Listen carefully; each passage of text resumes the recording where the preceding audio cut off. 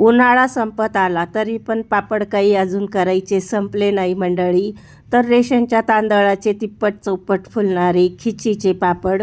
आणि खिची न घेता, खिची घ्यायला खूप अवघड वाटतं, तर खिची न घेता असे आपण खिचीचे पापड केले. तर आवाज ऐकला किती कुरकुरीत, आणि हातसुद्धा अजिबात तेलकट नाही. तर नमस्कार मंडळी, मी ज्योती.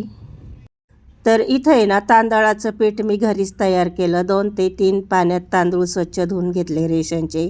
फॅनच्या हवेला 1-2-3 तास सुकवले. नंतर गिरणीतनं दळून आणले. नंतर चाळून घेतले पिठाने. त्यात एखादा कण राहिला असेल तर तो निघून जातो. तर आहे ना, खिचीच्या पापडाला जसं आपण पीठ मोजून घेतो ना, पीठ आणि पाणी, तर तसंच मोजून घ्यायचं. पण ग्लासाने पीठ घेतलं आणि थोडं हलक्या हाताने दाबून पीठ भरायचं. एकदम असं आल्लाद भरायचं नाही, तर थोडं दाबून पीठ भरायचं आपल्याला. तर 2 ग्लास पीठ मी मोजून घेतलं. आणि इथं आहे ना, 3 ते 4 एक डिंकाचे खडे घेतले. त्यात थोडंसं पाणी टाकलं, 2 चमचे इतकं. तर आहे ना, तोपर्यंत हे डिंकाचं पाणी चांगलं वितळेल. जिथं आपण तेल तूप लावतो ना, तर तेल तूप लावायचं नाही, डिंकाचं पाणी लावायचं आहे आपल्याला. तर 2 चमचे भरून मी पांढरी तीळ टाकली त्याच्यामध्ये. चवीपुरतं मीठ टाकलं.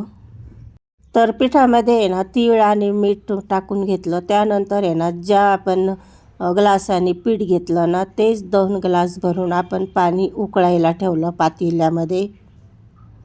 2 ग्लास पिठाला 2 ग्लास पाणी इतकं ठेवलं. आणि जो पोळी खाण्याचा चमचा आहे ना, तो अर्धा चमचा पापड खार टाकलं.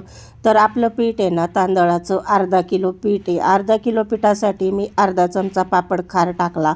यापेक्षा जास्त टाकला तर पापड लाल होतील. अर्धा किलोला अर्धा चमचा बरोबर आहे. आणि आता पाणीला उकळी येऊ द्यायची. पाण्याला उकळी येईपर्यंत इथं पीठ आहे ना, मिक्स करून घेतलं. तीळ आणि मीठ टाकलेलं होतं. त्यानंतर आहे ना, उकळतं पाणी एकदम एक खट्टी आपण पिठामध्ये टाकून दिलं. थोडं थोडं करून अजिबात टाकायचं नाही, सगळं पाणी एक खट्टी टाकून द्यायचं. आणि त्यानंतर आहे ना, चमच्याने जसं मिक्स करता येईल तसं मिक्स करायचं. जास्त काही मिक्स होत नाही.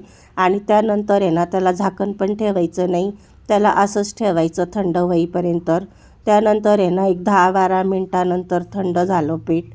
त्यानंतर हाताने आहे ना, जसं मळता येईल तसं मळून घेतलं.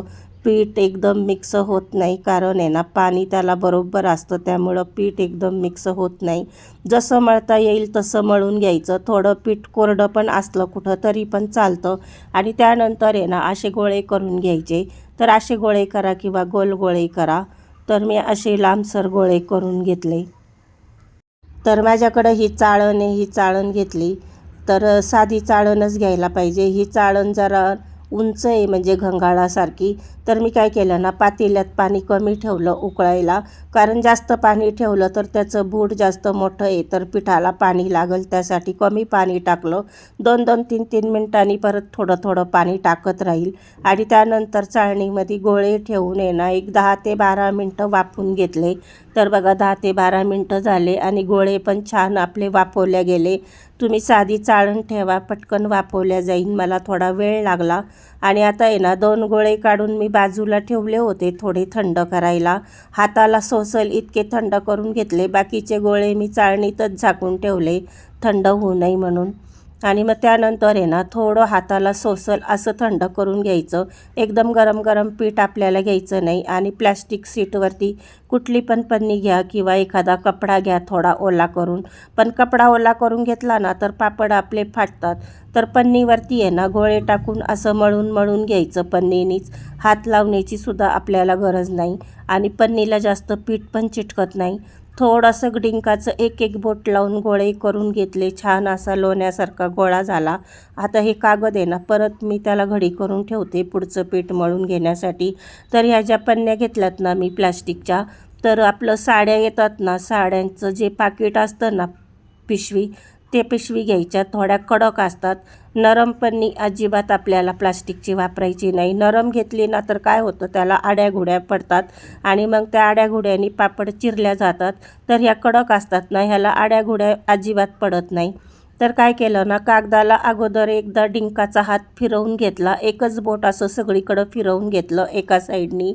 आणि त्यानंतर आहे ना, गोळा ठेवून त्याला एक बोट डिंकाचं लावलं. त्यानंतर आहे ना, तांब्याने थोडं प्रेस केलं मी. त्यानंतर लाटून घेतलं. जितकं पातळ लाटता येईल तितकं पातळ लाटून घ्यायचं आपल्याला. आणि फॅनच्या हवेलाच मी घरामध्ये पापड टाकून घेते. तर बघा पापड पण आल्लाद निघला जातो. अगोदरच सुरुवातीला आपल्याला डिंकाचं एक बोट पूर्ण कागदाला फिरवून घ्यायचं. त्यानंतर आहे ना फक्त जे गोळे आहेत ना, लहान मोठे आपल्या अंदाजाने आपण गोळे करायचे. तर मी थोडे छोटेच केले यावेळेस, मागच्या वेळेसचे पापड मोठे होते म्हणून. एक एक बोट डिंकाचं लावलं उंड्याला आणि तांब्याने प्रेस केलं आणि लाटण्याने जितकं लाटता येईल तितकं लाटून घेतलं. काय आहे ना, खिशी घेणं खूप अवघड वाटतं आणि खिशी बरोबर बसली नाही ना तर पापड आहे ना तुटतात मधून. तर त्यासाठी आहे ना ही सोपी आयडिया आहे. अजिबात खिची घेण्याची आपल्याला गरज नाही. आणि बघा दुसरं पीठसुद्धा मळून घेतलं तर कागदाला काहीच पीठ आपलं चिटकलेलं नाही. कपडा घेतला ना तर कपड्याला पण पीठ चिटकतं. मेशरनी पण केलं ना तर मेशरनी पण बरोबर होत नाही. त्यासाठी कागदामध्येच पीठ मळून घ्यायचं. आणि असे सगळे पापड टाकून झाले तर मी ना ह्याला एक दिवस फॅनच्या हवेला सुकवलं. आणि तसं तर ऊन भरपूर आहे आता, ऊन काही कमीच झालेलं नाही आहे. तर उन्हामध्ये आहे ना 2-3 तास मी सुकवून आणलेत पापड. तर बघा एकसुद्धा पापड आपला तुटला नाही किंवा फाटला नाही. सेम जसे खिचीचे पापड करतो तसेच पापड अगदी आपले तयार झालेले. तेलात टाकल्यानंतर बघा दुप्पट तिप्पट फुलतात. फक्त आपल्याला काय करायचं ना, जसं खिचीच्या पापडाला आपण पीठ पाणी मोजून घेतो ना, अगदी त्याच पद्धतीने घ्यायचं. कुठंच कमी जास्त करायचं नाही. आणि पापड किती छान फुलतात बघा. आवाज ऐकला. आणि अजिबात तेल तूप आपण वापरलेलं नाही, तेलकट नाही. रेसिपी आवडल्यास लाईक करा.